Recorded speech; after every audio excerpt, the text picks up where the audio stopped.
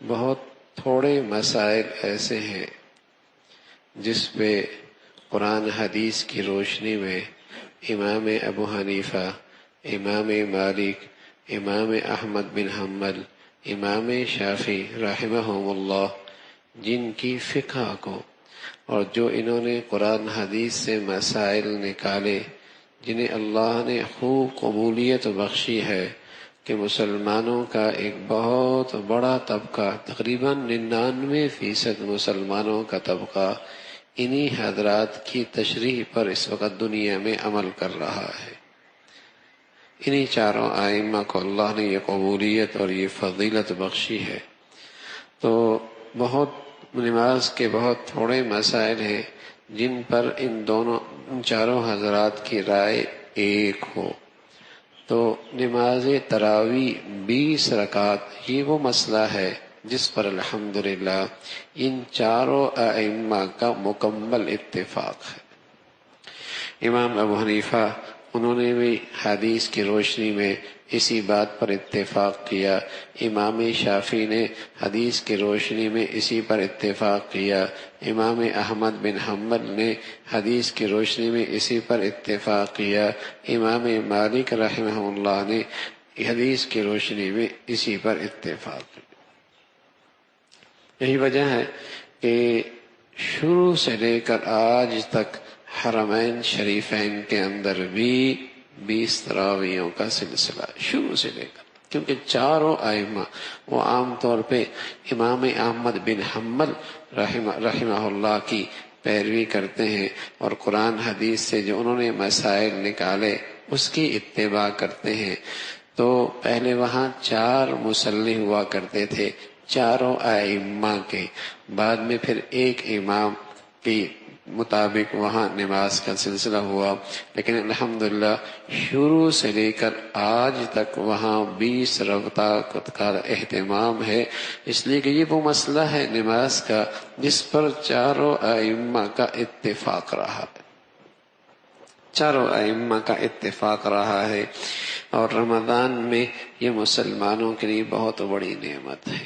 بس اوقات پورے سال قرآن سننے کے موقع نہیں ملتا، بلکہ توفیق بھی نہیں ہوتی، لیکن سبحان اللہ ان 20 تراویحوں کی بدولت کمزور سے کمزور مسلمان کو پورے قرآن سننے کی سعادت مل جاتی ہے۔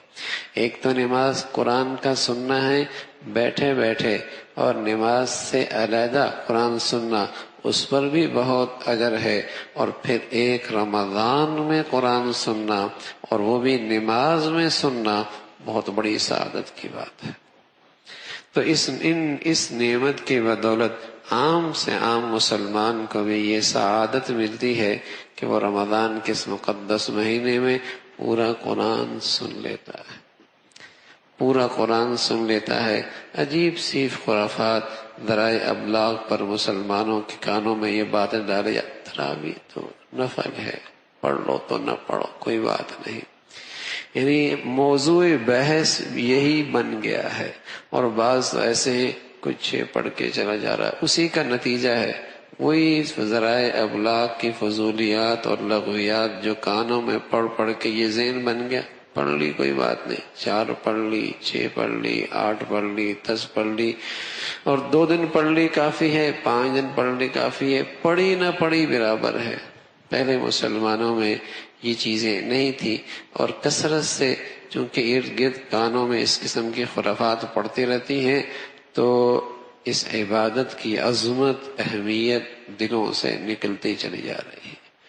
یہ جو اللہ نے اتنی بڑی سعادت دی ہے اور اتنی بڑی نعمت ملی ہے اور اتنی بڑی نیکیوں کا ایک سلسلہ ملا ہے، مسلمان اس سے محروم ہوتے چلے جا رہے ہیں۔